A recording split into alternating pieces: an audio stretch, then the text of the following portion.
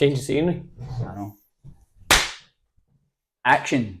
So, welcome to Beyond the Ballers podcast, episode 3, where Dale and I try and address all things Scottish football and trying to put it on the correct pathway, whatever that looks like. We're trying to form opinion and gather as many opinions as possible to try and form some sort of solution. So tonight it's a question and answer. We obviously are in a change of location, and the question and answers will be questions that we've received via Instagram, messages, YouTube, Spotify, etc. However, I think a lot of them came through direct messages. So we'll start. Anyway, how you doing, mate? All right, mate. Right, okay, let's get cracking on. First time in the flat, isn't it? First time in the flat. Yeah. So, question number 1. Why do you think some coaches at grassroots clubs are better than academies, but they don't work in there? Can you find out what that's all about? Yeah, I think the reason that is the case is because there's no money in the academy system. So people who are in the grassroots game, if you stepped into the academy, you need a certain amount of badges. You can't just go in there blind. You need to have at least your UEFA C and up. And then when you're working with pre-academy, you need to be on the children's pathway, don't you, with UEFA and the SFA? Well, I haven't got that. I've got a B licence for adult, youth and adult, where you're on the children's pathway, aren't you? Yeah, I'm licensed children's. You'd have to do that to go and step into the academy system. But there's no money to take on that role anyway. So there's no real benefit apart from when you CV you've worked at Rangers, Celtic, St Mirren. I think what the question's getting at is why are these coaches at grassroots levels not in academies? Because I think there's limited spaces as well. Mm-hmm. There's limited roles, as much as you say about limited resources at academies. But people choose to be grassroots leaders, coaches, etc. And that is excellent, by the way. Do you not think they do that though because the boy or the girl, their son or daughter's playing football? So that's maybe why they've stuck it out. Aye. Because when you're at the academy, you shouldn't really be working with your child. It does happen, by the way. It's horrible to see, but I don't think you should be working with your son and child if you're in the academy system. I think they should be away from you. So I think a lot of people stick with the grassroots game because I don't think there's as much added pressure. And although we talk about the pressure of a parent coach, I think there's a lot more pressure as an academy, and you have to fit the syllabus of what the academy director wants. And I also think that that's individualised as well. So different people put different pressures upon themselves and things like that. So it's definitely down to the badge as well, because it costs a fortune. Yeah, and we'll get to that. I think that we were looking at that episode 5, episode 4 being the academy. So I know we've got a load of academy questions lined up here because it'll be a 2 episode, definitely, won't it? The 4 and 5's bound to mix with the academy system. Yeah, definitely. So hopefully that puts a bit of perspective on what we deem the situation, limited resources, people choosing to stay where they are and things like that. And don't get me wrong, there is ambitious people that will try and step in, and that's just the evolution of the person themselves. Why do pre-academy expected them to know the answers during games and minimal interaction from coaches? I believe that's why does pre-academy coaches expect children to know the answers during games and there's minimal interaction from the coaches? Yeah, this is a sticky one. It's weird. Right? I think it's weird. Because how is a 7, 8 or 9-year-old always going to know the answer? Now, last episode we talked about empowering them, didn't we? Yeah. I love that. But they're actually hanging them out to dry a little bit. Because in a game, because I think that's what they're making reference to as a match, isn't it? Yeah. If you're in a match and you're playing as a lone centre-back of a 7v7 game, and you're not giving them any kind of instruction of how high should he be, how far back should they be, should he apply pressure, you need to give them prompts. A little. That's your favourite word. It's so true. A prompt to say. Because you're not giving them the answer. No, you're not. Can you be higher? Yeah. Are you in the right position? That's the way of putting it. Can you be? Are you happy where you're at? Yeah. That's always good. Are you happy where you're at? Right. No, I'm not. I need to step up then. Yeah. I just think that you're hanging them out to dry a little bit, and they are kids. So you need to guide them. I understand that if there's an academy team against another academy team and they're on the end of a heavy beating, it's no use the coach just allowing that to happen. And that's what does happen, by the way. That's happening right now. Help them. Mm-hmm. Help the kids that you're coaching. I agree. Help them. We do it. 100%. So what's different?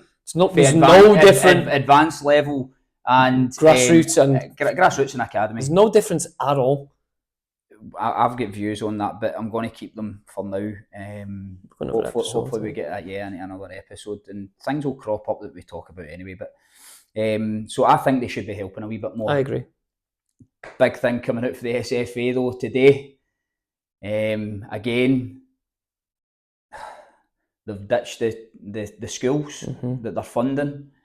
With this sort of, and I remember there was this Ernie Walker think tank in 1995, and there's been umpteen reviews since, and the ball keeps getting rolled along down the line, and I just don't think, as much as these reviews are probably helpful, I just don't think there's any joined up thinking in society regarding this.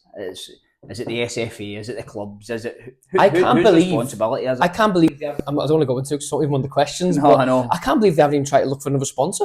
They just binned it like that. Maybe have behind the scenes, but I thought it may be advertised. Maybe it was difficult, yeah. Yeah, maybe. Listen, it's a tough decision, but we're not qualified to make that call. No, definitely no. But it's just it's a ballsy call. It's a ballsy call. No half. Here's one.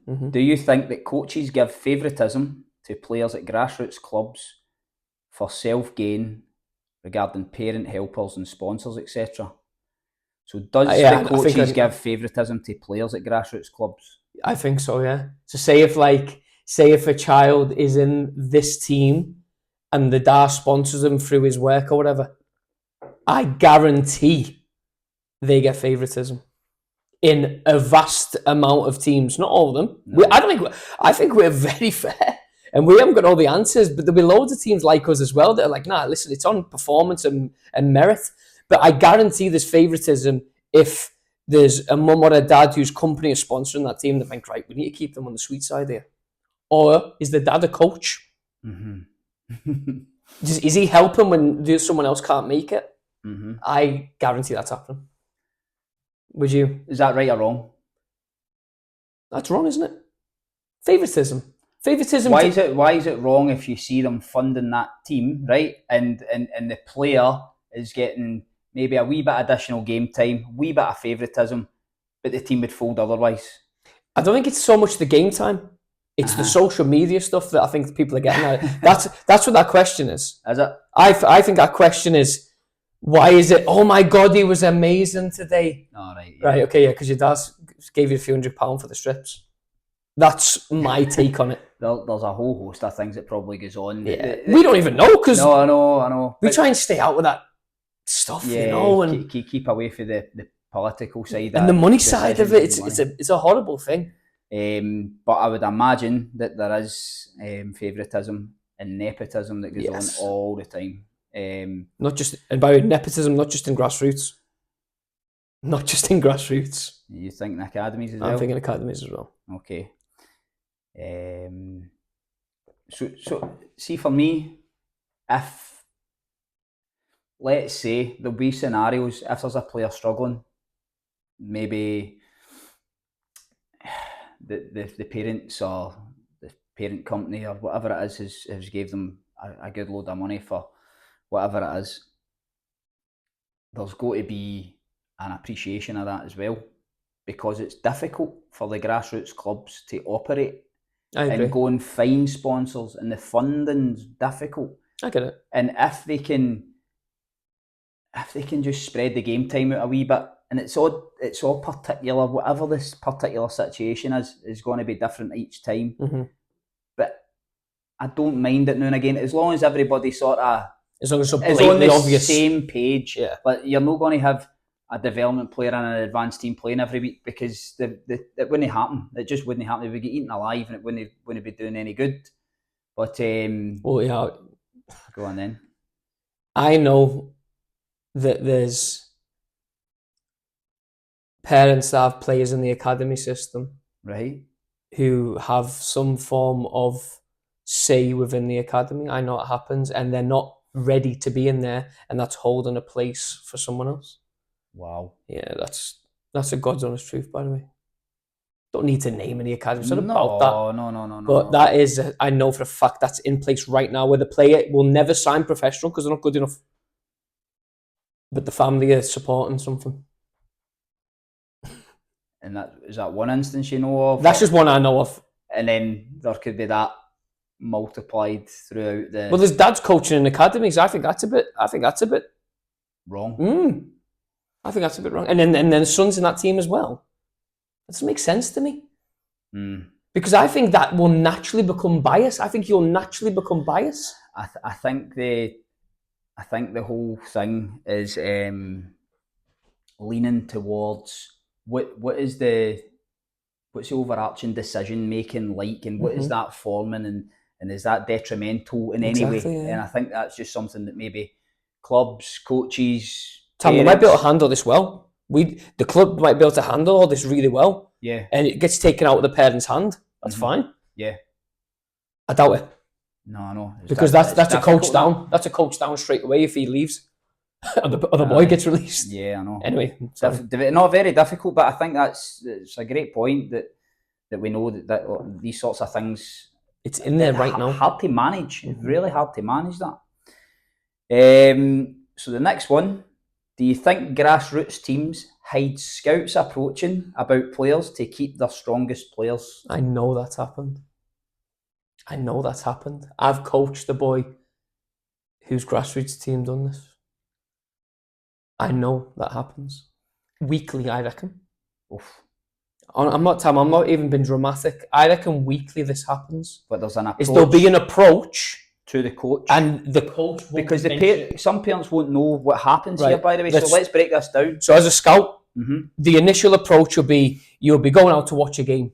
Yeah. Okay, so you've went out to watch a game. It could be whoever. It could be 11 aside. Okay. If there's an interest, how we do it is I'll normally make a little text message to the academy. Yeah, and just say, listen, I've just seen this boy. Wow, unreal. And I'll put a full report on him. The report goes in, and at the bottom of our form, it will say, do we recommend to bring him in on trial immediately? Do we watch again? Or does he just want to keep an eye on? So we've got like a little tick-off list, basically. Yeah. And that'll happen. If he's blown my mind, it's happened, by the way. I went to watch the boy in Tier 2, 2013. So there you go. There's something for everybody. Tier 2, there's things happen. Tier 2, he's playing 2013's Tier 2. And I watched him, and he blew my mind. I thought he was playing a year down because he was so big. And that's not my kind of player I normally go for. But the way he moved, he was a centre midfielder, tall, near the height as me, and he was just shifting the ball. I was like, wow. Yeah. And then I controlled the game. And then I messaged our boss and I said, we need to get this guy in now. And he signed 4 weeks later. Wow. Signed pro year for 4 weeks later. So they do come across. So that's the right approach.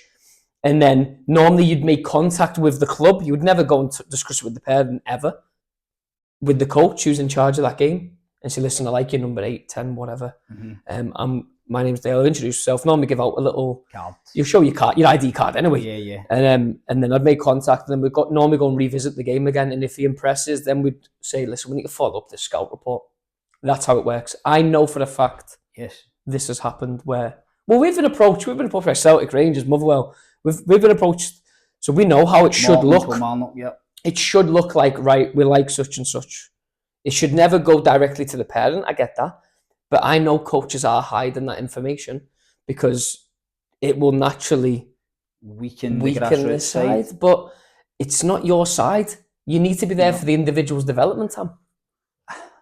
I've got a view on the academy system, though, that I think there's far too much focus on the earlier years. And I believe the resources should be placed at the latter end of the development stage of, so I'm saying mid-teens. There used to be an old system called an S-form system.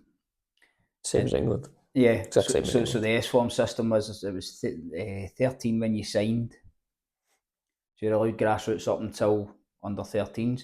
But the S-form, you were allowed to play your boys' club still. Yeah. And this directive that they're talking about is reverting back to... But it's only till the age of 12, I believe, isn't it? 13, I'm sure. 12, 13. So, but what I'm saying is, if we can stretch that to the mid-teens, 14, 15. As much football as possible. Aye, as much football as possible, but when whatever club signs 5 players professionally at 16, you're no telling me at 16 they 5 boys are going to be the best about, and there's not going to be late developers at 15, 16, 17, 18 who maybe fall in the cracks. So Andy Robson. I don't know the how it's going, how I would form it, but we could probably come up with a plan. I think so. I could probably come up with a plan that people could probably shoot down, but I really think that there's too much emphasis on the early years in this progression through. I get the sentiment that it's the best coaches are getting the best coaching, best development. Apparently, that's the party line, isn't it? That's the party line, and but I don't think that's the case 100% of the time. I agree as well. So, okay. So the route and process for a grassroots player to get scouted by an academy scout, so i.e. playing for a team in advanced leagues, exposure to scouts, playing academies regularly to get noticed. So what is the route or process for a grassroots player to get scouted by an academy? Difficult, because I don't think it's always, well, I've just gave you an example, typical of that 2013. Yeah. But I think the environment, see if that club's got a really strong bond with a team, they're out there, by the way. They're everywhere. Them clubs that you could ring off now in our area, they've always got a good affiliation with someone because they've done well and they're really approachable, the coaches. That's a key, by the way. I think we're approachable. I think if a scout came to us... development, isn't it? Exactly. So they see what we're doing. So you'll build a good reputation. So the 2016s, I had a great reputation with Rangers. Great reputation. Loads were going in the Ready Centre at one point. I'm sure we had 7 players out of 13 at one point at Rangers. Obviously, we disbanded this year, but we had them all at one point. So I had a really good relationship with a scout at Rangers, and he'd come watch us. He's blown away by it in the Paisley League. That's how you get scouted, in my opinion. Is your team getting coached efficiently? Because the coach is like your pinnacle of your team. So when they look at the sideline and they see you, they'll know how we play because we're not ranting and raving. Listen, we'll raise our voice sometimes. But there'll be sometimes that we have to send the rocket sometimes. But I think they'll look at us and think, right, they're good guys, man. They're trying to get the best out of the boys. I think that's the case across the whole of grassroots though. But I just think that there's a pyramid, right? There's this pyramid. What league you're playing is big, by the way. Yes. That's massive. Because see, if you play in the Glasgow League, you know it's caked in scouts because it's Tory Glen Central. The moment you start coming out of that, Lanarkshire's good because you've got decent teams up there also. But I think when you come out of that in Paisley, you're limited to your St Mirren, your Rangers, your Celtic. There ain't many more. Maybe more. Partick maybe as well. More. But you don't get many more going because it is geographically out the way. Where Glasgow get Hearts and that coming down, and Hibs and all these other big sides in Scotland. So definitely the leagues is a big one. And I'd say Glasgow's probably the most competitive I've seen at 2014s. Central League's strong as well. Yes. Can't forget that. It's always been strong, to be fair. I know. But I'd say Glasgow and Central League are... the cliffer. And that's why all the scouts go there, in my opinion. So, is there a route or process to get scouted? I just think you need to be in a team where you can be allowed to express yourself because that's what scouts are looking for. That's in a nutshell. And that's the progression through whatever stage of football you're at, getting from development, intermediate. The aim shouldn't be to be scouted at development. That shouldn't be the aim of a parent. Of course. But I think that's some parents might not know the process. They might think that scouts are coming and going to look at a development team. A lot of the time, word of mouth, Tammy. Yeah. I'll get a message. But there will be some times maybe at the 5-a-sides that there might be intermediate teams with advanced players in 100%. It because we've no put them in a banner, properly tiered yet and stuff like that. So there is scope for that to 100%, happen. Why do you have a private coaching business but don't coach in any academy? That's obviously aimed at you. So I've done that before. I've been down that route. I was at Rangers for over a year.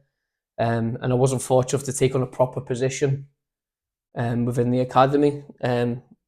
which So what hurt. did you do at Rangers? So I took the elite centre group. So on Sunday evening, I'd take like the boys and girls who were trying to get into that next stage of getting into pre-academy and academy. So I'd done 2016s and 2011s and 2010s. So I was in really good players, Okay. some excellent players. But the reason I'm not in one now is financially, it doesn't make sense for me. I'm fortunate to work full-time in football now. I'm in a really good position where I'm full-time football. And I'm doing my own thing, my own methodology and philosophy, and I think football should be played. So I don't need to step in as a coach just yet. If something came up in the future, then 100% I'd jump on it. Yeah. So how much additional work does a grassroots player need to do per week to become a high-level advanced player? I don't think there's an hour limit on this. It gets asked all the time. I know. I don't think see if I was a parent, right, and my son's playing advanced level football, and they want to go to the next stage, which is naturally pre-academy or pro youth. I think you need to be the best of your bunch. So if I was in a group session and I'm an advanced football player, but there's a few pro youth boys in that session, I would be aspiring to at least match them. Because if you can't match them in 1v1s, because we need to be 1v1 dominant now, that's the way it's gone. Yes. If you're an outfield player, you need to be 1v1 dominant. Do you agree with it? That 1v1 dominance? 100%. You need to be strong at defending or attacking. If you can be both, you're in for a winner. So if I was a defender, if I can make sure I'm not getting beat, if I'm having 4 1v1 battles with the same striker and I don't get beat more than once, I'm in a good position. Mm-hmm. How's my body shape? Am I hot on my heels? Am I getting my hands on? All the stuff that we coach. Yeah. I think you need to be 1v1 dominant. That's what I'd be focused on if I was, and technically good on both feet. So the question was, how much additional work does a grassroots player? So when we say additional work, let's say the hours they do, eh? Is that what I think if they're doing 3 hours training with their boys club, they're doing very well. They're probably getting an hour and a half or two nights a week. That would be great. If it's only an hour, fine. So that would be 2 hours. I honestly think that there's a desire from the child to go to. There's additional group sessions, classes, individual work on their own.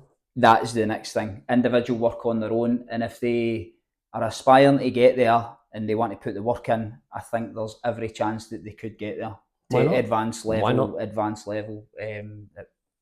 Grassroots, definitely. But the environment's important. So when your mum and dad are paying out that money, we spoke about this for the last 2 episodes actually, but that you need to make sure you're in the right environment, because you'll be throwing money at nothing if you're not careful. I'd make sure that you're getting good feedback from other parents that you might know or players in your team of, right, I like that group session, that's really good. Yep. That's what I'd do.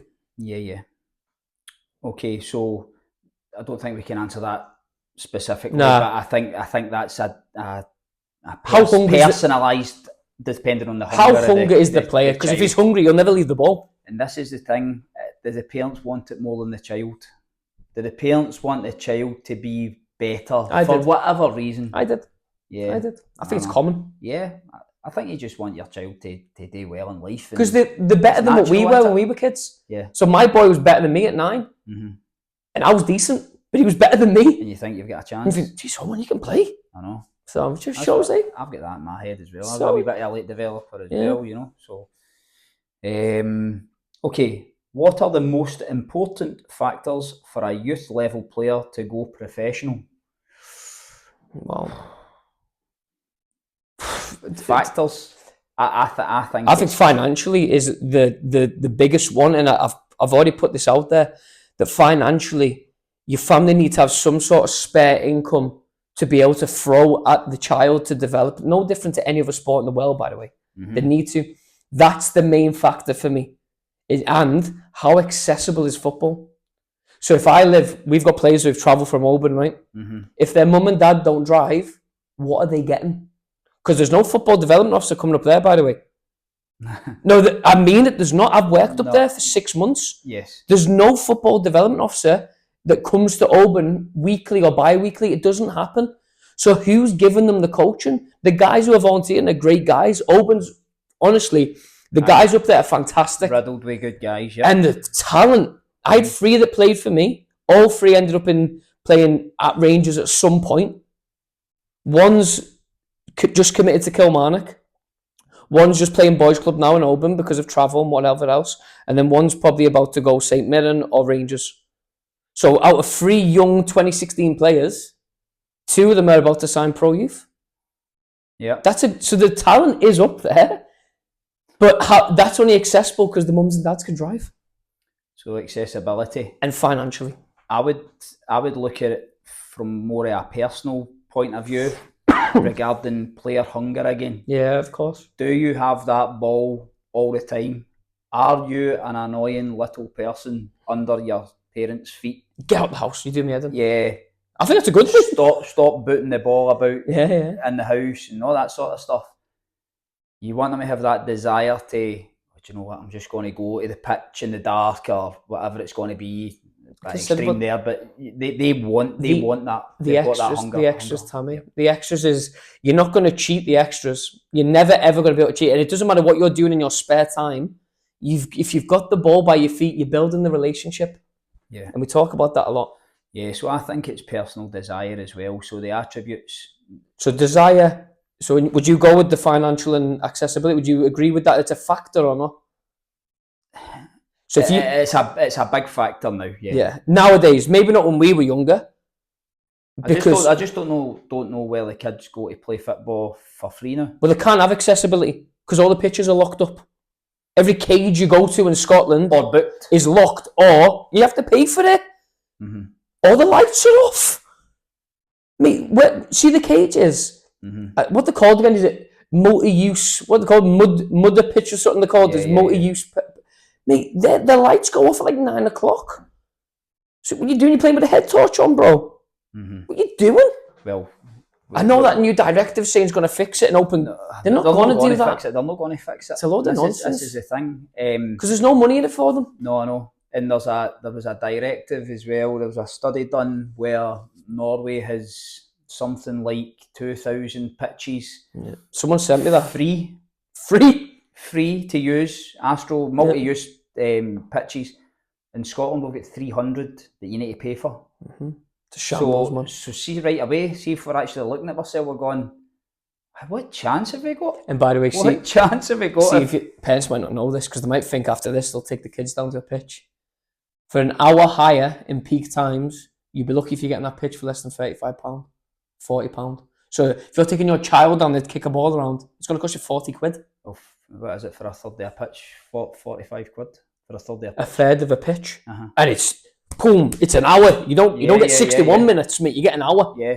No, I know during the summer holidays, fences get broke and they try and break in, but they wouldn't break in if it was open. Exactly, man. And see this health and safety nonsense. Keep the gates open and lock it. I mentioned this in the last podcast. I said, why don't they make it 4 pitches for? And that means that grassroots teams get more of a chance to go and hire peak, right? 4 quarters of a main pitch. But see, if you look at most pitches, there'll be land somewhere. Mm-hmm. Put a decent sized pitch somewhere, so they don't need to wreck the decent one that's getting paid for. But they're usually in parks or something like that. Go and spend that wee bit extra. I agree. Spend the money. You are right. And that's the important factors for a youth player to become professional.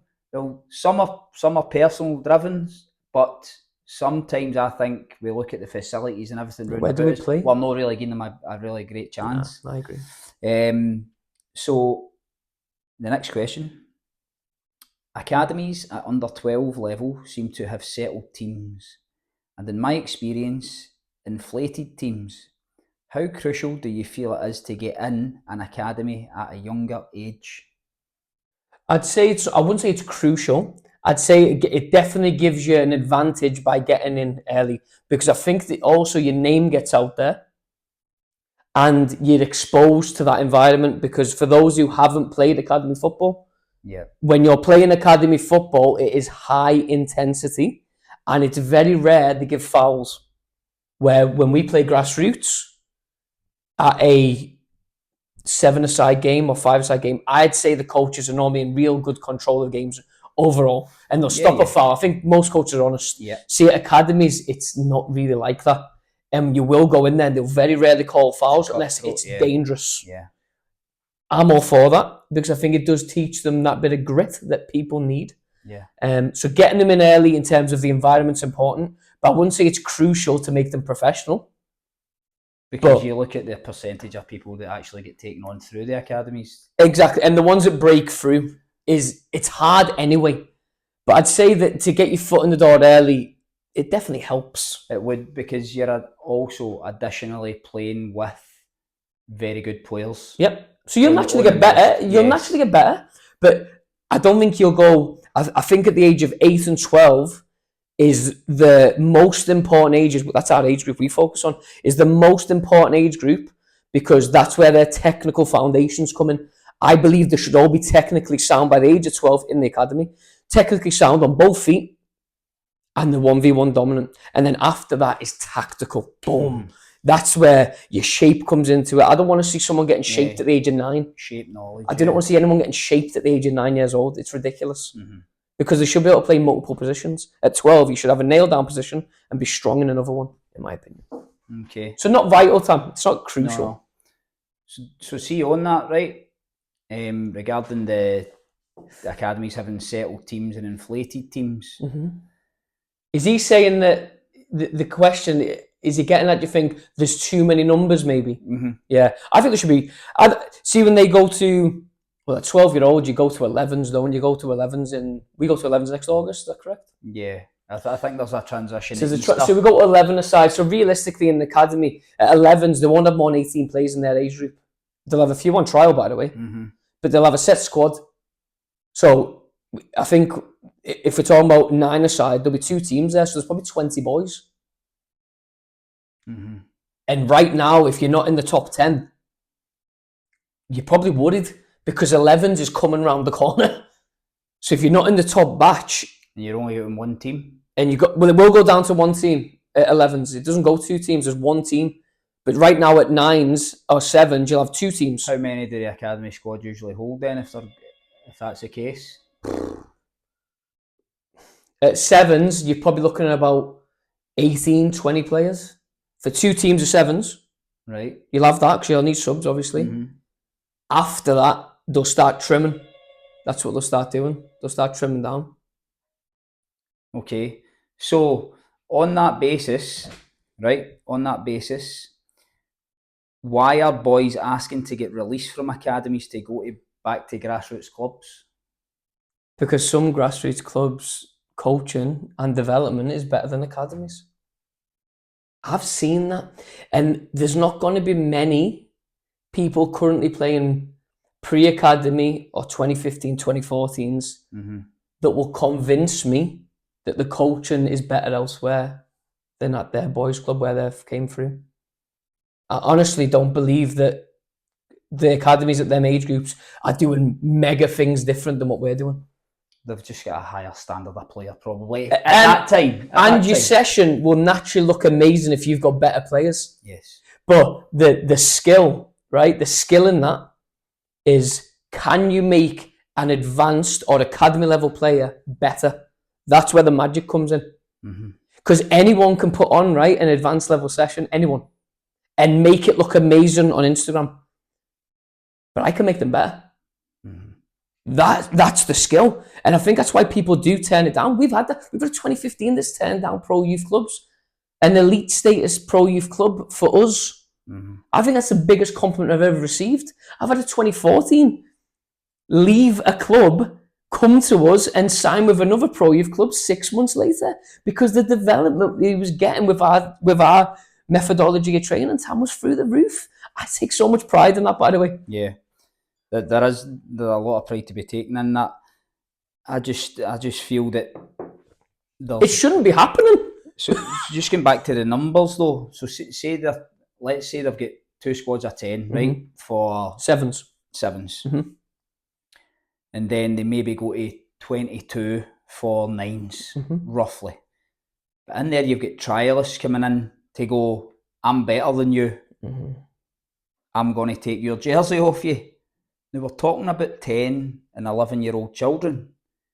Is that right that we're taking them in, they see another player come in, they need to fight like mad, and then they're ditched because somebody at that time is better? Now this is my argument. This is my argument. Who's to say the boy that gets released doesn't he crack on at his boys' club or grassroots club and become better again? Because he's taken a plateau. He's stunted his development for a wee period of time. He's kicked right on physically, technically, everything. Then does he get back in? What would you recommend though? What's your answer to that? Would you keep, so the boy that was going to get rejected, right, or released, would you keep him then and say, right, we'll give you extra time? Because they do get that. They'll have a parents' night and they'll say, listen, Joe Bloggs needs work on his left foot and his movement off the ball isn't particularly great. We're going to give him 3 months and keep reviewing it. They do that. I know that. I would go to a select system. I would go to a monthly select system for these pro clubs. I don't think they're getting any better off at the pro clubs. And leave the boys' club. Leave them at the boys' club. I agree. And they would be shouted in maybe once a fortnight something. And see how that went. Because that would be a bigger chance for everybody. It then heightens the scouting. Do you know what we used to do in England, right? Mm-hmm. We had a centre of excellence. Yep. So see if you were like performing really well at your boys' club, you'd go in and train with the centre of excellence. You didn't get any kit or anything. It was nothing like that. You just go and train and whatever you're wearing. Yep. And then you come back out of it and then you'd receive a phone call. And if you performed really well at the centre of excellence, you'd be invited back in.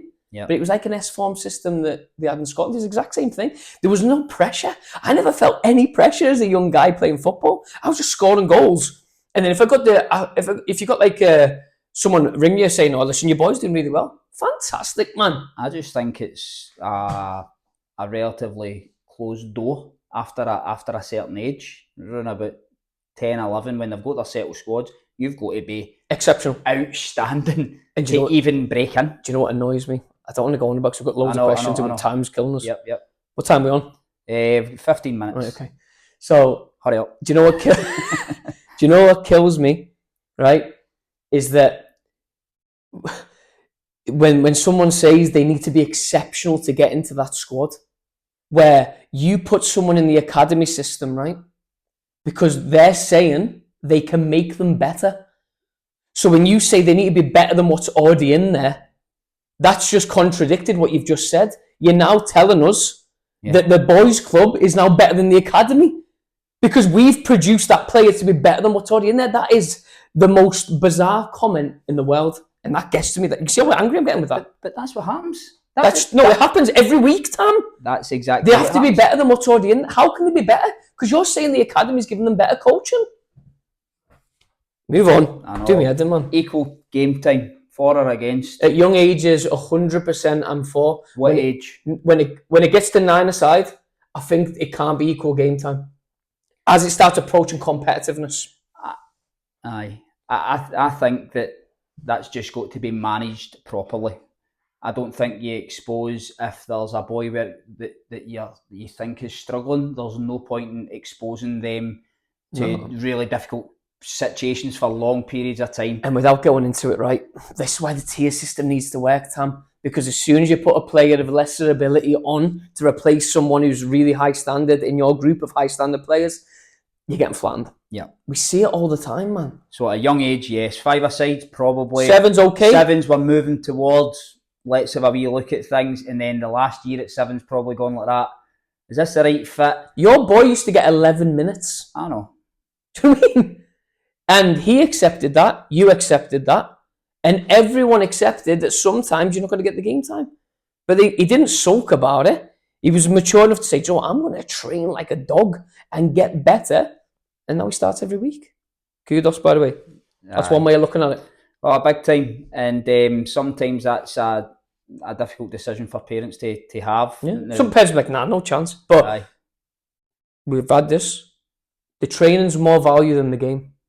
100%. The game's the dessert, isn't it? Mm-hmm. The training's your meal. Yes. The training's the fuel. You train, we train how we play. Now, it doesn't go well. I hate the saying, it's cliche. If you train at the intensity you play on the weekend, you'll be starstruck what happens on that Saturday or Sunday. The game is just the dessert. The meal is the training. Good analogy. Thank you. I'm all right at them analogies, aren't I? Because I've had a double shot of coffee, man. Why is there a rush and a massive cutthroat environment to enter academies? I think we've addressed that there, haven't we? The rush is that they're scared of missing out. Yep. And it's cutthroat because they need the best players around. And until they bring in the grassroots clubs, it's going to stay the same. It's nuts. I Hey, think we're the on whole form, thing's aren't we? nuts. Aye, big time. Do you think there's a bigger emphasis on the athlete rather than the technical aspect of the player? There is, right? Certain coaches will go for that rather than technical ability. Certain scouts will go for that. As well. I'll never pick athleticism over ability.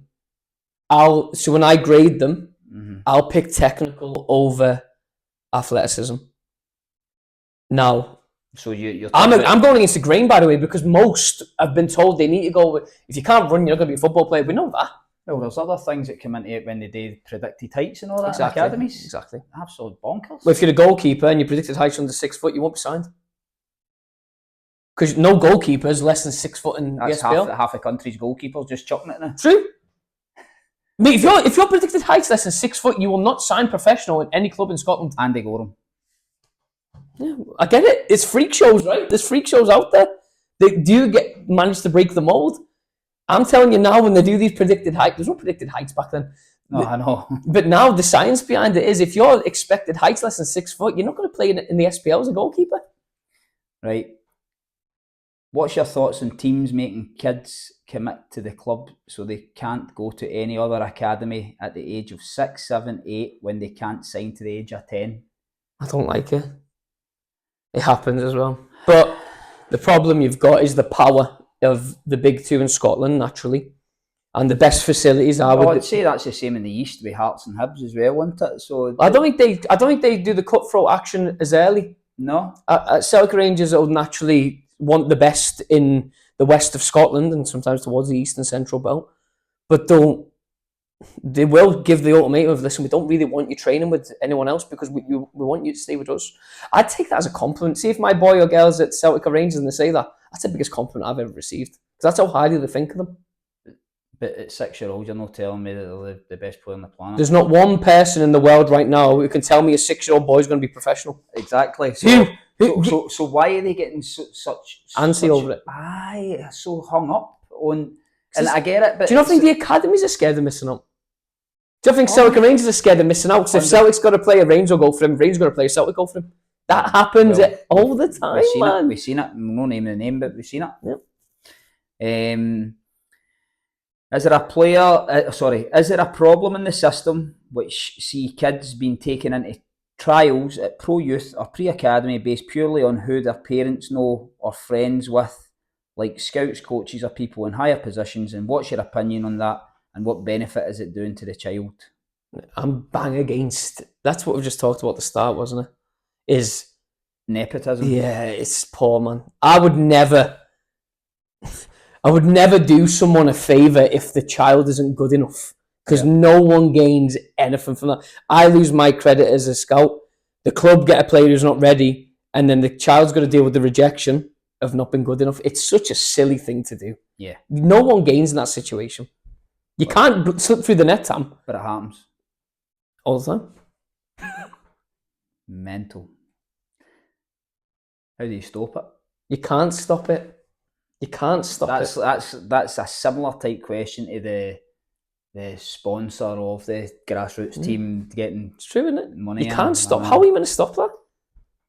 I know, human nature and instinct in it. So, do you think academy players should be able to play with their grassroots team until 13, 14 years of age, as well as playing in their academies? Absolutely. Yeah, both agree on that. Do you think this would help the boys and with more game time and improve the grassroots players with a stronger challenge? Whoever said that question, well done to you. You can come on next week. I know, fantastic, by the way. That is my approach. And as I mentioned earlier, a select type system where it might be that, look, we're going to bring in 6 new boys for 6 different teams to give them a chance. We've scouted them well. We're going to give them a wee flavour of it. See how they... And then there might be 1 or 2 in there. Go, wow, man, I've got this chance. I'm taking this. Do you know what I mean? Rather than this, Well, we've taken them in for 6. Yeah. So they're not going anywhere until they're 16. I agree. Bonkers. Absolute bonkers. I just think that would be beneficial for everybody. Youth football. Aye, exactly.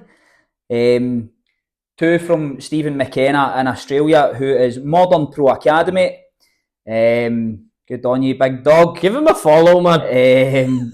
Are you for or against equal game time in youth teams? Well, we just spoke about it for ages. For what age we were speaking about.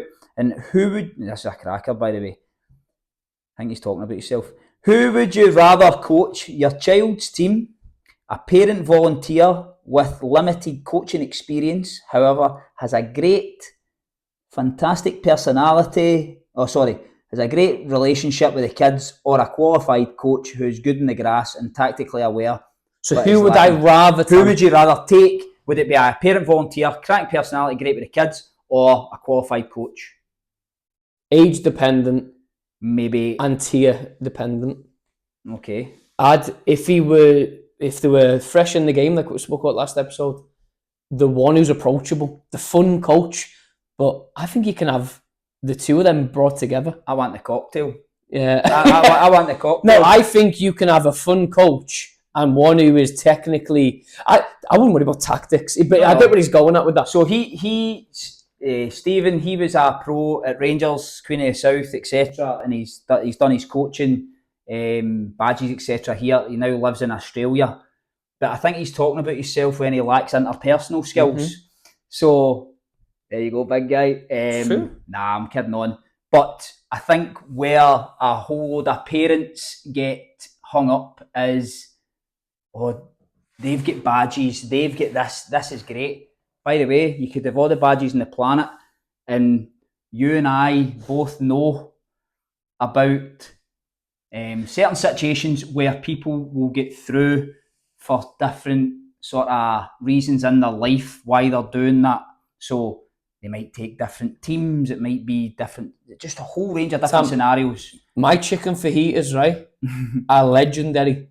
Yeah. See, if I walk in the kitchen, me, as a sous chef, I'll get eaten alive.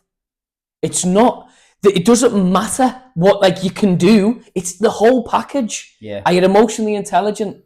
Are you fun to be around? Are you technically good enough? Yep. Can you give good demos? Can you speak to people? Yeah. I'm sick of hearing about just people who've came out the game saying they haven't got the relationship with the child straight away. I'm on them straight away. I think emotional intelligence is the biggest one. Final question, Wally for Stamperland, right? Do you think that the academy system in Scotland has affected the development of centre forwards, particularly in Scotland? If you look at the SPFL clubs and the national team, apart from Lawrence Shankland and Kieran Bowie, who are now emerging, we are struggling to produce top centre forwards. So there's so many different answers to this, right? Because the world doesn't produce number 9s anymore. Because the game's changed. Mm-hmm. Because Pep Guardiola came in, right? And we all play this free-flowing football from playing out from the back, 2 centre-backs on the edge. False there. I'm coming. Okay? And they'll put 2 centre-backs, right, on the 6-yard box, pass it to the goalkeeper, and the goalkeeper launches it long. Someone needs to come on here and explain to me what them 2 centre-backs are actually doing, because it doesn't bring a press. I think that's the intention. The intent is to bring a one-man press from the striker of that opposition, to bring him out of position, to create space from in behind for him to rifle the ball. Doesn't work. I've seen it a million times, right? But the false 9 is a thing now. So basically, you're trying to compact your midfield, and your midfield supports the attack. I think that's what the plan is.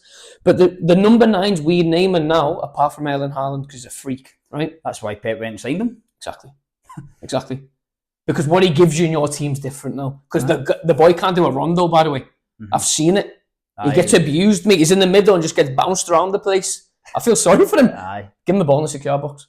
Give him the ball in the 18-yard box. Give him the ball on the edge of the box and run with it, and you're not catching him. I think that's There's no number 9s, mate, breaking through just now, by the way. No. It's not. Well, Dan Cummins, who you had, he went down, didn't he, down south? West and Ham. Celtic, I don't know. So they've got an injury crisis just now, haven't they? And the signings have killed him. He might have got a sniff, eh? He might have. So, and Dan would probably tell you himself, he's a diehard Celtic fan. Mm-hmm. He loves the club. Yep. But he left to further his career. But you're probably right. At the time, the last few weeks, he would have had a sniff because what he done last season for the B team was nothing short of remarkable. Yeah. And he is, and I mean a number 9. Yep. Like instinctive, bang, bang, bang. We're not producing them enough. No. But the game's changed. And how do we get them at grassroots level? How do we try and coach them? Who's going to coach them? Because I'll name him, and he's a great coach. This guy, the guy who runs Finishing Zone in Dundee. Right. Give him a follow, by the way, because he's working with some great players. His main focus of his business is finishing. Ex-Dundee academy coach. Right. And he's broke off, done his own thing. And what he's doing in Dundee is nuts because it's just finishing.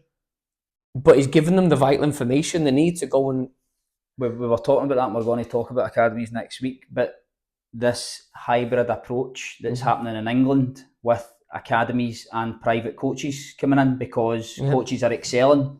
That's a great point. So the ones who are really well established now, the ones who are really well established at their private academies, private businesses, they've been handpicked. Yeah. Chelsea and Arsenal, Man United, Man City. You might then have... Why aren't we doing that up here? No, I don't know. Someone tell me that. Why aren't we doing that up here? Why aren't we saying, do you know what, such and such in Glasgow, he's doing brilliant with these kids and he's developing them. Why aren't Celtic, Rangers grabbing them and say, can you come work part-time for us?